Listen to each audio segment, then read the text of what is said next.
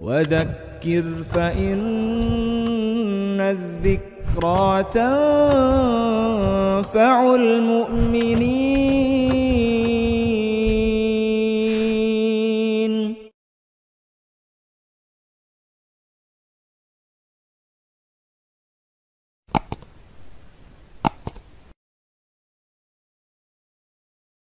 بسم الله الرحمن الرحيم.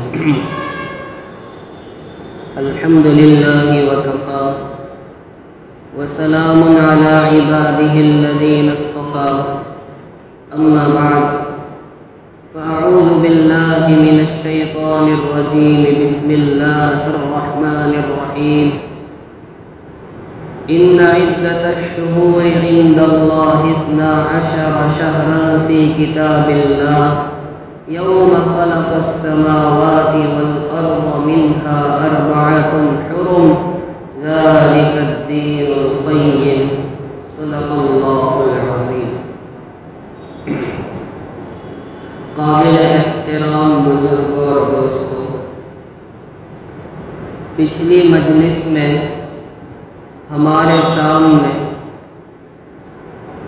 اسلامی تاریخ کی اہمیت، چاند کے نظام کی اہمیت اور ماہ محرم الحرام کی کچھ فضیلت کو بیان کیا گیا. آج کی مجلس میں یوم عاشورہ کے متعلق کچھ باتیں سمجھنا ہے. پہلی بات تو یہ ہے کہ یوم عاشورہ کس کو کہتے ہیں اور اس دن کی کیا فضیلت ہے. عاشورہ محرم الحرام مہینے کی 10ویں تاریخ کو کہا جاتا ہے. دور قدیم سے، زمانہ جاہلیت سے اس دن کی فضیلت، اہمیت، اعزاز و اکرام اور احترام کا رواج چلا آ رہا ہے. تاریخی اعتبار سے اس کی بہت سی فضیلتیں بیان کی گئی، جن میں بہت سی چیزوں پر کلام بھی کیا گیا ہے. چنانچہ بعض تاریخی کتابوں سے یہ بات ملتی ہے کہ زمانے جاہلیت میں قریش مکہ اس دن کا بڑا اعزاز اور احترام کیا کرتے تھے اور کعبۃ اللہ شریف پر اسی دن غلاف کی تبدیلی کیا کرتے تھے اور اس دن کے اعزاز و اکرام میں روزہ رکھتے تھے. عاشورہ کے متعلق ہمیں 2 باتیں سمجھنی. ایک بات کرنے کے کام، دوسری بات بچنے کے کام. پہلی بات جو ہے وہ کرنے کے کام. کرنے کے کام کیا ہے؟ کرنے کے کام میں پہلا کام اس دن روزہ رکھنا. متعدد روایات میں اس کی فضیلت وارد ہوئی ہے. جیسا کہ ابھی آپ کو بتایا کہ قریش مکہ عاشورہ کے دن اعزاز و اکرام میں روزہ رکھتے تھے.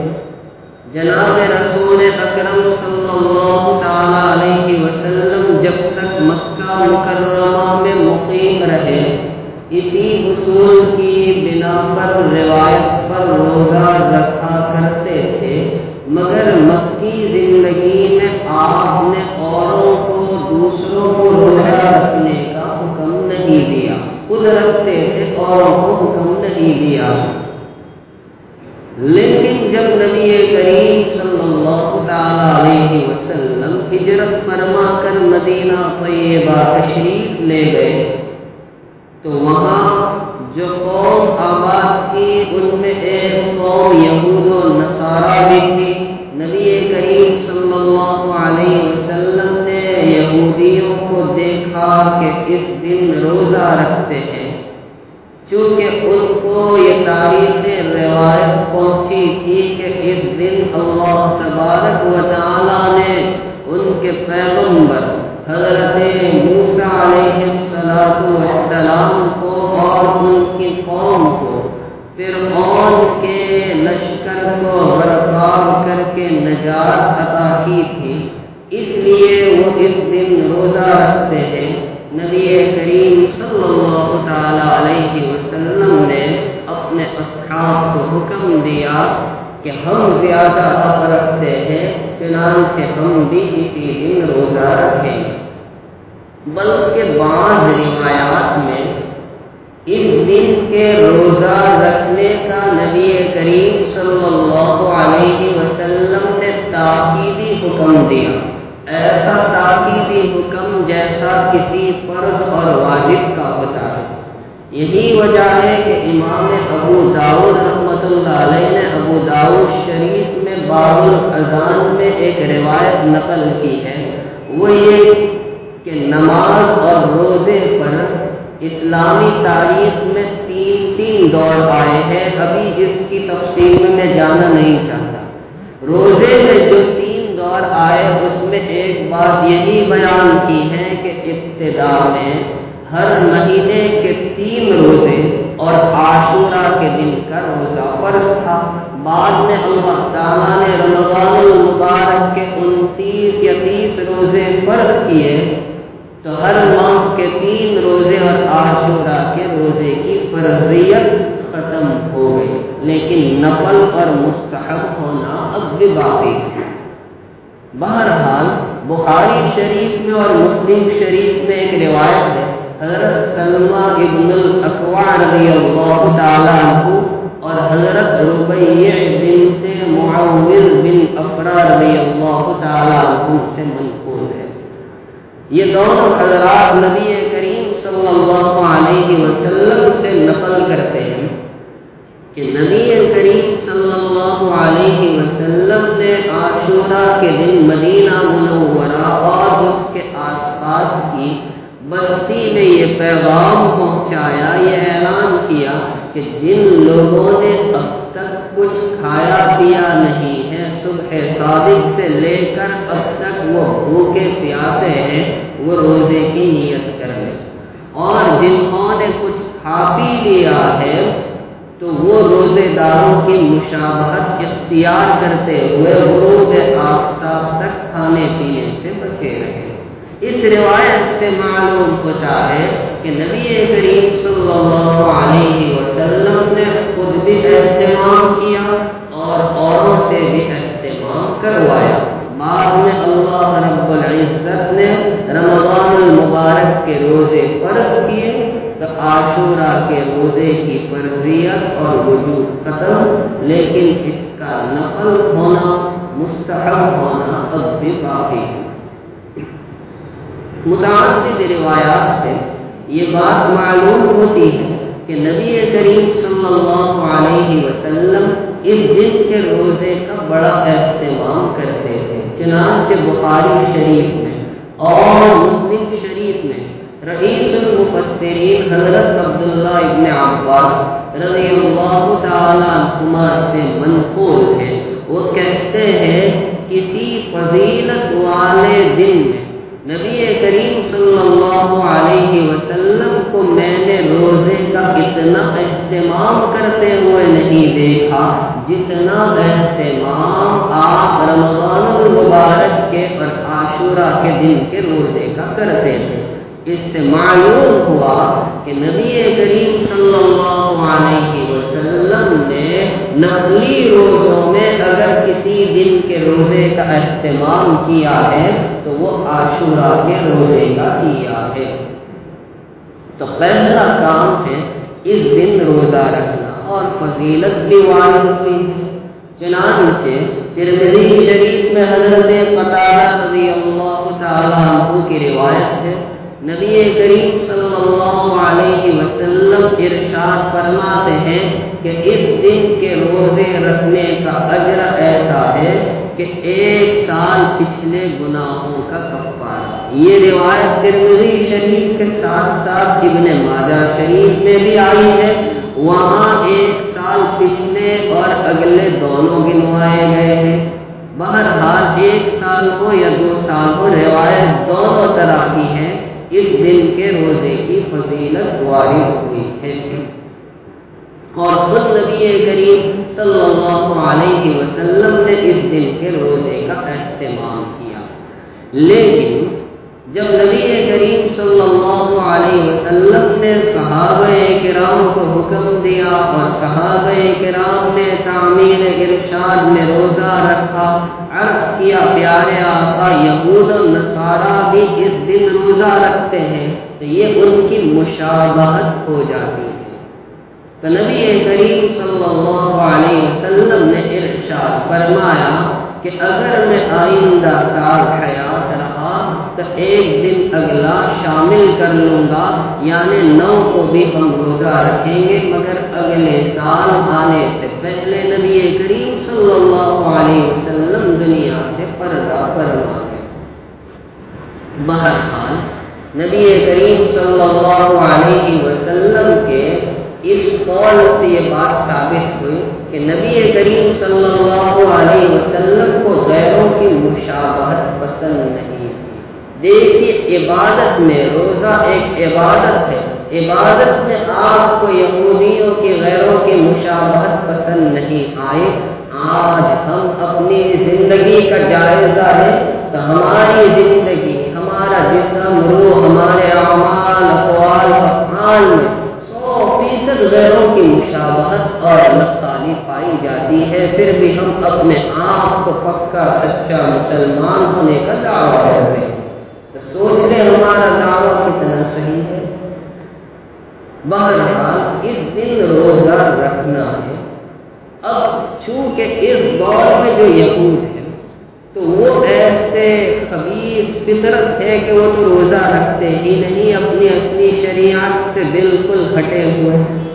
لہذا اس دن روزہ رکھنے کے بارے میں امام العصر علامہ انور شاہ کشمیری رحمۃ اللہ علیہ جو بات بیان کہتے ہیں کہ 3 درجے ہیں، ایک اعلیٰ درجہ ہے، ایک درمیانی درجہ ہے، ایک ادنا درجہ۔ اعلیٰ درجہ یہ ہے کہ 3 روزے رکھے جائیں، 9، 10، 11۔ درمیانی درجہ یہ ہے کہ 2 روزے، 9، 10 یا 10، 11۔ اور ادنا درجہ صرف 10 کا روزہ۔ اگر کوئی صرف 10 کا روزہ رکھ لے تو مکروہ نہیں، اس لیے کہ اب جو یہود ہے، نصارہ ہے، غیر ہے، وہ اس دن روزہ رکھتے ہیں، لہذا اب مشابہت کا اندیشہ نہیں۔ ہم درمیانی درجے پر عمل کر لیں۔ اللہ تعالیٰ نے اس امت کو امت متوسطہ بنایا ہے، وَكَذَلِكَ جَعَلْنَاكُمْ أُمَّةً وَسَطًا لِتَكُونُوا شُهَدَاءَ، کہ تم کو معتدل امت بنایا تو 2 روزے رکھ لے تاکہ اعتدال پر، توسط پر عمل ہو جائے۔ تو پہلا کام اس دن روزہ رکھنا، چاہے 1 رکھے، چاہے 2 رکھے، چاہے 3 رکھے، لیکن یاد رہے یہ روزہ نفل ہے۔ ہم لوگ نفل کو اتنا بڑھاوا دیتے کہ اس کا مقام فرض سے اونچا کر دیتے۔ اگر کوئی روزہ نہیں رکھتا تو اس کو تنقید کرتے، یا تو نے روزہ نہیں رکھا، بس تو کھانے پینے میں پڑا ہے۔ ارے نہیں رکھا، نفل ہے، کوئی فرض تو ہے نہیں۔ اور مستورات تک یہ بات پہنچائے کہ وہ نوافل کا بڑا اہتمام کرتی ہیں، لیکن جو فرض چھوٹے ہوئے ہیں رمضان المبارک کے ایام کی وجہ سے ان کی قضا بھی کو فرض ہے، پہلے اس کی فکر ہونی چاہیے۔ نوافل کے بارے میں پوچھ تاچھ نہیں ہوگی، پوچھ تاچھ فرائض کے واجبات کے متعلق ہوگی، لہذا ہر چیز کو اس کے مقام پر رکھا جائے، فرض کو فرض کا درجہ اور نفل کو نفل کا درجہ دیا جائے، نفل کو فرض کے مقام تک نہ پہنچائے۔ دوسرا کام جو اس دن سے متعلق حدیث پاک میں وارد ہے وہ اہل و عیال پر وسعت کرنا ہے۔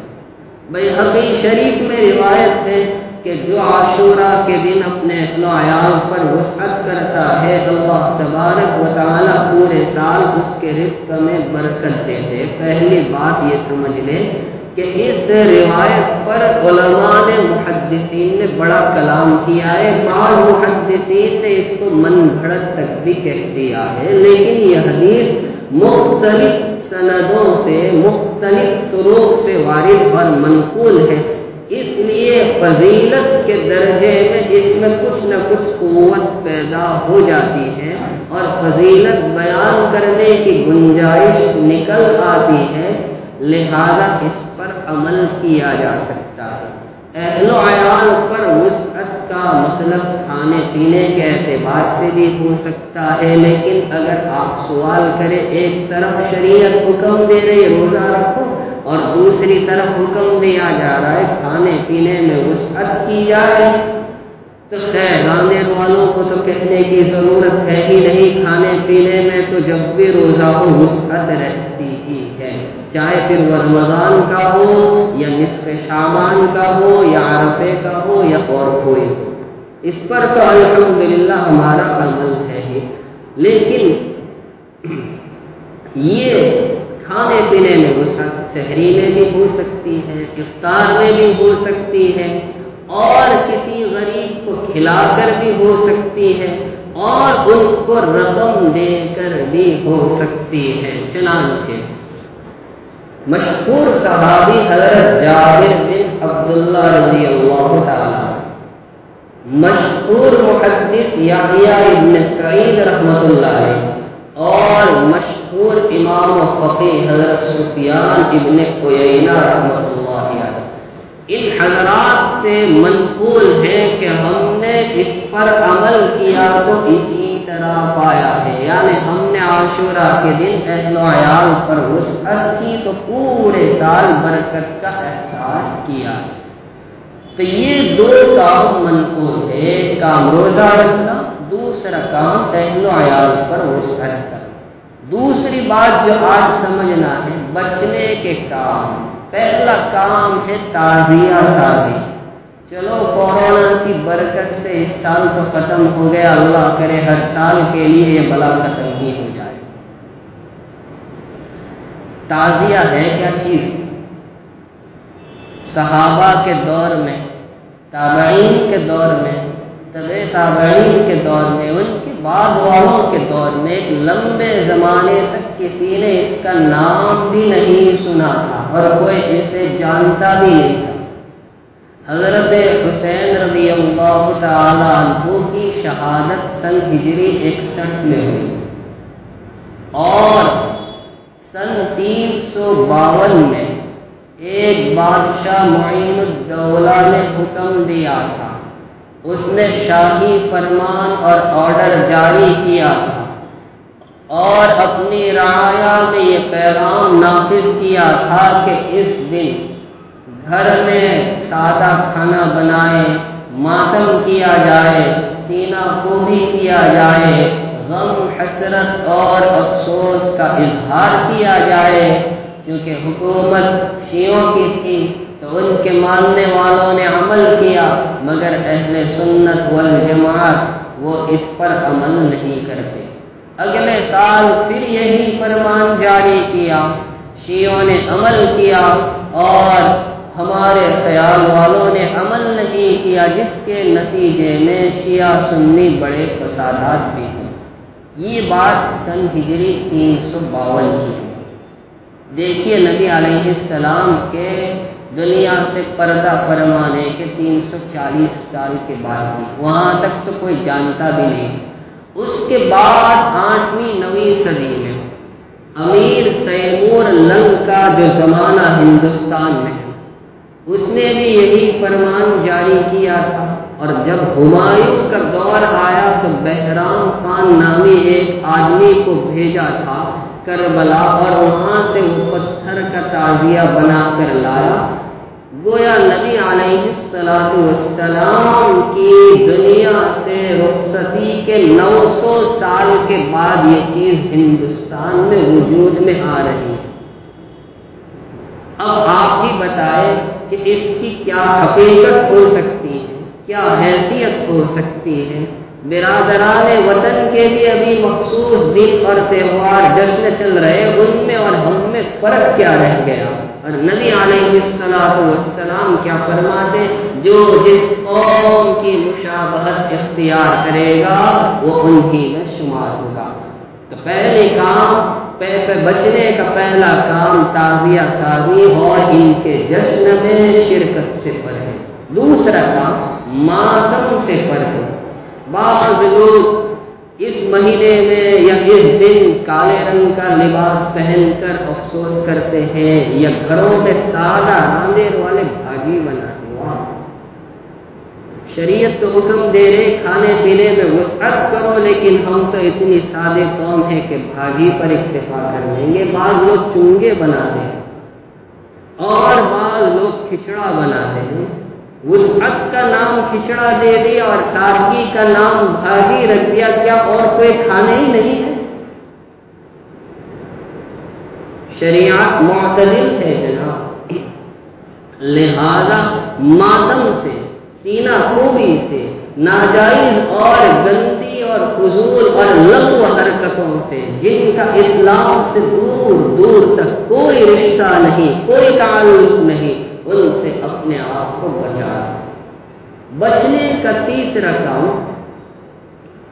کہ دیکھیے اس مہینے میں جہاں چاند نظر آیا سبیل قائم کی جاتی ہے۔ اگر پانی پلانے کا اتنا شوق ہے تو پورا سال پانی پلا کر وسعت کر دی جائے۔ کہیں پر کنویں کی ضرورت ہے، بورنگ کی ضرورت ہے، وہ قائم کر دی جائے۔ فضائل صدقات میں حضرت شیخ نور اللہ مرقدہ نے روایت نقل کی ہے، حضرت سعد بن عبادہ رضی اللہ تعالی عنہ، ان کی والدہ کا انتقال ہوا تو انہوں نے نبی کریم صلی اللہ علیہ وسلم کی خدمت میں عرض کیا تھا کہ میں اپنی والدہ محترمہ کے لیے صدقہ جاریہ کرنا چاہتا ہوں۔ اللہ کے نبی علیہ السلام نے ارشاد فرمایا کسی جگہ پانی کی قلت ہو وہاں تم کنویں کا انتظام کرواؤ۔ دیکھیے اس سے معلوم ہوا کہ اگر واقعی سبیل قائم کرنا، یہ 10 دن پلانے کی کیا خصوصیت، ایسا کوئی معقول انتظام کر دیا جائے کہ لوگ لمبے زمانے تک فائدہ اٹھاتے ہیں۔ اگر آپ کو حضرت حسین رضی اللہ تعالیٰ عنہ سے واقعی عشق ہے تو ان کے ایصال ثواب کے لیے ایک بورنگ کھدوا دیں، پھر دیکھیں کتنا لمبا آپ کو ثواب ملے گا۔ 10 دن پانی پلانے کی کیا خصوص ہے؟ خیر، تو بچنے کا یہ تیسرا کام۔ چوتھا کام شربت پلانا، اور یہ خیال، یہ عقیدہ رکھنا کہ کربلا میں جو حضرات پیاسے شہید ہوئے تھے ان کی روحوں کو اس شربت سے تسکین پہنچتی ہے۔ ارے جن کی ڈیٹ نکل گئی، ایسے شربت سے ان کی روحوں کو کیا تسکین پہنچے گی؟ اللہ تعالیٰ نے ان کو جنت کے مطعومات اور مشروبات کی نعمت سے نوازا ہے۔ تو بچنے کا یہ بھی کام ہونا چاہیے۔ اور 5ویں بات یاد رکھیں، اگر واقعی اس موقع پر غم کرنا ہے تو پھر ربیع الاول میں میرے اور آپ کے آقا جناب رسول اکرم صلی اللہ علیہ وسلم کی وفات پر کوئی غم کیوں نہیں کرتا؟ نواسے کا مقام نانا سے بڑھا دیا، اور پہلی محرم کو حضرت عمر فاروق رضی اللہ تعالیٰ عنہ جو نبی علیہ السلام کے پڑوس میں مدفون ہے، امیر المؤمنین ہے، خلیفہ راشد ہے، جن کے بارے میں آقا فرماتے ہیں کہ اگر میرے بعد کوئی نبی ہوتا تو وہ عمر ہوتے، تو ان کی شہادت پر ماتم کیوں نہیں کیا جاتا؟ ابو بکر صدیق کی وفات پر ماتم کیوں نہیں کیا جاتا؟ بلکہ کتنوں کو تو معلوم بھی نہیں ہوگا کہ ان کی وفات کون سے مہینے میں کون سی تاریخ کو ہوئی۔ تو میرے بھائیوں، شریعت نے ہمیں جو حکم دیا اسی کے دائرے میں ہمیں رہنا ہے۔ یہ 2 کام، یہ 2 فہرست آپ کے سامنے کرنے کے کام، بچنے کے کام، اللہ تعالیٰ اوامر پر ہمیں عمل کی توفیق عطا فرمائے، نواہی سے اجتناب اور پرہیز کی توفیق عطا فرمائے۔ آمین و آخر دعوانا الحمد للہ رب العالمین۔